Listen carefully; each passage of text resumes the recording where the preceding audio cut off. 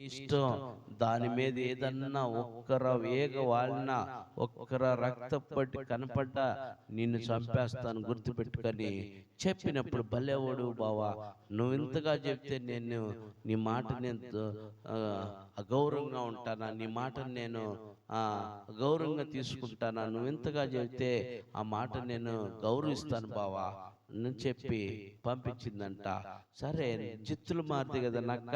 నక్కేం చేసింది, ఎట్టయినా నేను దీన్ని తినాలి, ఏం తినాలని ఆలోచన చేసి ఆ పులి వచ్చే తలకి ఆ నక్క ఏం చేసిందంటే ఆ చెవులను తినేసిందంట. చెవులను తినేసిందంట. పులి రాంగల్నే ఆ పులి పిల్లలు తీసుకొని వచ్చి ఆ పులి ఆ కుందేలు చూసినప్పుడు చెవులు కనపడలా. చెవులు కనపడపోయే తలకి పులి నక్కని తిడుతుంది.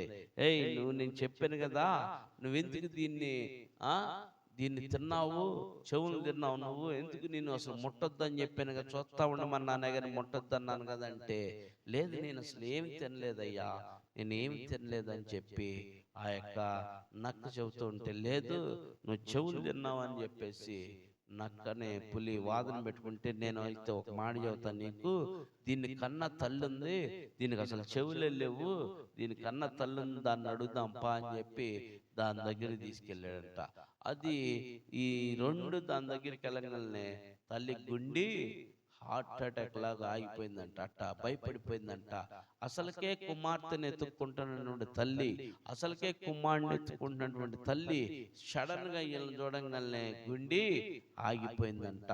ఆగిపోగానే అప్పుడు దాకా ఆ కుమారుడిని కానీ కుమార్తెని కానీ ఎత్తుక్కుంటా ఉంది కదా తల్లి, ఆ వెంటనే ఈ రెండింటిని చూసి ఆ పులిని నక్కను చూసి ఆగిపోయిందంట. వచ్చి నక్క అంటదంట, ఏమే కుందేలా కుందేలా, నీ కొడుక్కి నీ కూతురి చెవులుండయా, నీ కొడుక్కి చెవులుండయా అందంట. పులి పక్కనే ఉందంట. పులి అంటే ఆ పులి ఏం చేసింది, నిజంగా చెప్పు లేకపోతే నిన్ను కూడా చంపేస్తాను అందంట. సరే, ఆ పులి ఆ కుందేలు ఉందంట, అయ్యా నా కొడుక్కి చెవులు లేవయ్యా అందంట. ఏయ్ చెప్పు, లేవయ్యా. ఎందుకని, నా కొడుక్కి చెవులు ఉంటే ఇప్పుడు ఈ పరిస్థితి వచ్చేది కాదు, అది చచ్చిపోయింది గాక నన్ను కూడా చంపే పరిస్థితి కాదు. ఇప్పుడు ఆదాము అవ్వకు కూడా ఏమి లేవంట, చెవులు లేవు, గ్రహింపగలిగినటువంటి హృదయం లేదు. వాళ్ళు చచ్చిపోయేది కాక ఇప్పుడు ఎవరు చంపేశారు వీళ్ళు, యేసు ప్రభుని కూడా చనిపోవటానికి అప్పగించారు. సాతానుడు అలా వేసింది ప్లాను. ఇదిగో ఇది కానీ నువ్వు కానీ తిన్నావంటే నీ మనోనేత్రాలు తెరవబడతాయి, ఈ ప్రపంచం మొత్తం నువ్వు చూడగలవు అని రెచ్చగొట్టింది.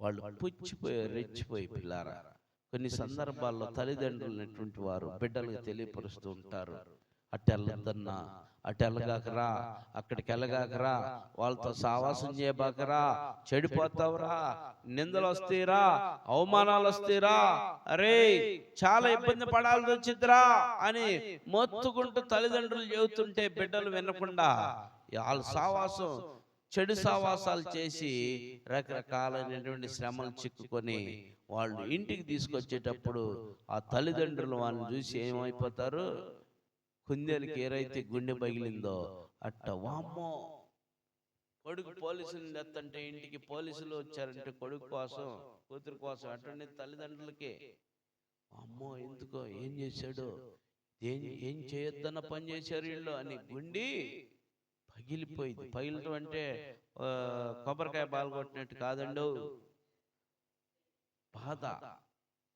బాధతో పగిలిపోయింది.